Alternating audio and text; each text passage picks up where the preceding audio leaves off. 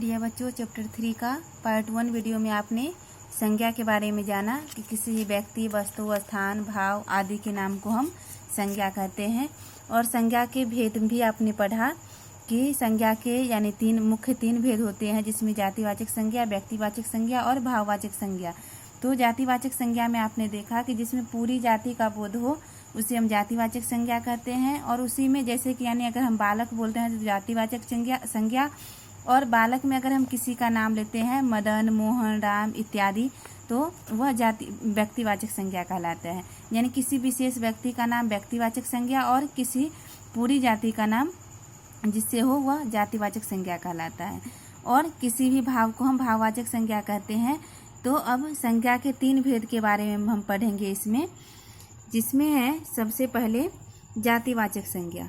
तो जो संज्ञा शब्द एक ही जैसे व्यक्तियों, प्राणियों, वस्तुओं या स्थानों का बोध कराता है वह जातिवाचक संज्ञा कहलाता है।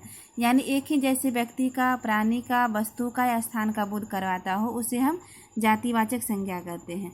जैसे कि यह बालिका है, तो बालिका शब्द हम बोलते हैं तो बालिका यानी लड़की को कहते हैं, तो लड़की के पूरी जाति का बोध ये हो जाता है यानी बालिका शब्द से। ठीक उसी प्रकार यह महल है, तो महल में यानी अगर हम महल बोलते हैं तो उसमें सभी महल का बोध होता है। और इसी प्रकार यह पर्वत है, तो इसमें किसी एक पर्वत का नाम नहीं है बल्कि केवल पर्वत है, तो पर्वत में जितने ही पर्वत है सभी का बोध होता है, तो ये जातिवाचक संज्ञा है।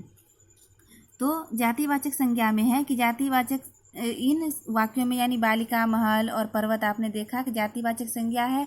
और जातिवाचक संज्ञा शब्दों के अन्य उदाहरण है जिसमें है बालक, बच्चा, आदमी, औरत, शेर, चीता, हाथी, चीनी, पुस्तक, नदी, शहर, देश, कागज, पेंसिल, गेहूँ, चांदी, पानी इत्यादि। यानी ये सभी शब्द जो है ये पूरी जाति का इसमें बोध करवा रहा है, तो ये जातिवाचक संज्ञा है।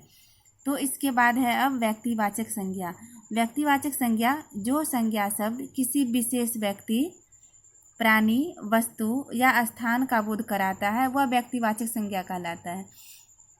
तो यहाँ पे ये देखना है कि जैसे व्यक्तिवाचक संज्ञा में जो है इसमें किसी विशेष व्यक्ति का बोध होता है। जैसे कि यह मारिया है, यानी बालिका शब्द में सभी का बोध होता है तो वो जातिवाचक संज्ञा, लेकिन यहाँ पे बालिका में एक लड़की का नाम है जिसमें नाम है मारिया, यानी किसी एक विशेष बालिका का बोध हो रहा है यहाँ पे, तो ये व्यक्तिवाचक संज्ञा है।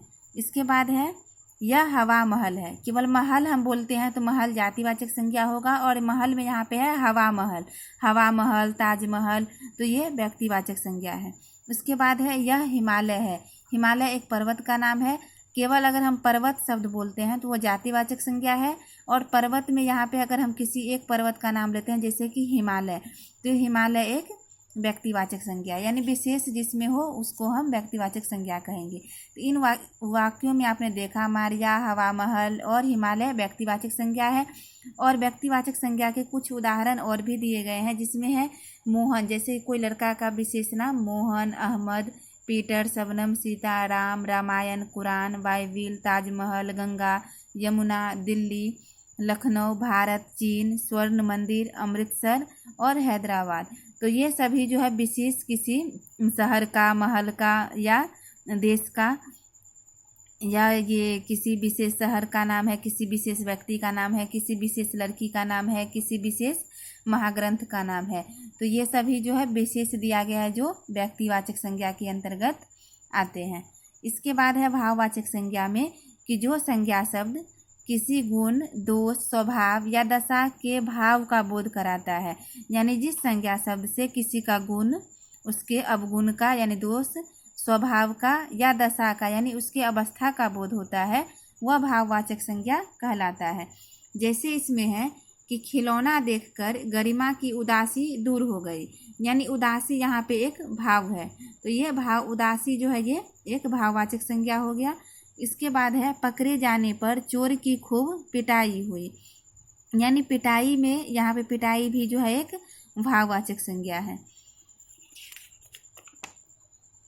तो आपने इस वाक्य में देखा कि उदासी यानी उदास होने का बोध करवाता है और पिटाई पिटने का बोध करवा रहा है, तो ये भाववाचक संज्ञा है।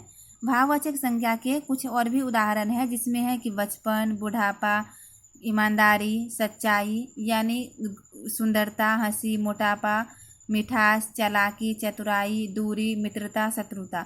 तो ये सभी शब्द जिसमें जो है किसी दोष का, गुण का, दोष का, अवस्था का आदि का बोध करवा रहा है, तो ये सभी शब्द भाववाचक संज्ञा है। तो आपने इसमें देखा कि संज्ञा शब्द के मुख्य 3 भेद होते हैं, जिसमें जातिवाचक संज्ञा, व्यक्तिवाचक संज्ञा और भाववाचक संज्ञा।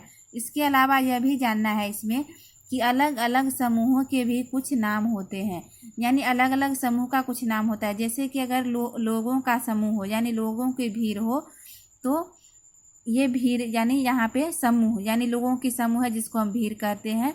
चाबियों का गुच्छा, यानी यहाँ पे समूह है तो इसको हम गुच्छा कहते हैं।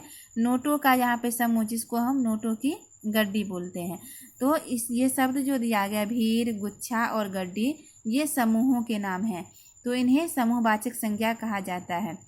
यानी संज्ञा के मुख्य 3 भेद के अलावा भी 2 भेद होते हैं, जिसमें जहाँ पे समूह का बोध हो उसको हम समूहवाचक संज्ञा कहते हैं, और जिन वस्तुओं को नापा या तोला जा सकता है, यानी जिस वस्तु को हम या तो नापते हैं या तोलते हैं, वे द्रव्यवाचक संज्ञा के अंतर्गत आते हैं। तो यानी संज्ञा के ये 2 अलग भेद हैं, जिसको उपभेद भी कहा जाता है।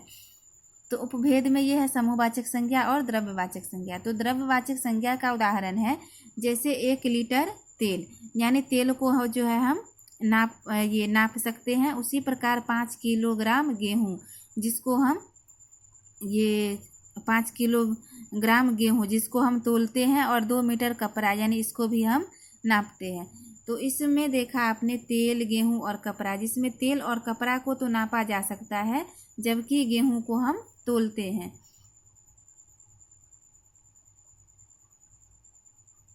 तो यहाँ पे जो है इसको कपड़ा और तेल को नापा जाता है और गेहूँ को तोला जाता है। तो ये नाम द्रव्यवाचक संज्ञा कहलाते हैं। तो याद रखिए, समूहवाचक संज्ञा और द्रव्यवाचक संज्ञाएं भी जातिवाचक संज्ञा के ही उपभेद है, यानी जातिवाचक संज्ञा के अंतर्गत ही ये भी, इसको भी लिया जाता है।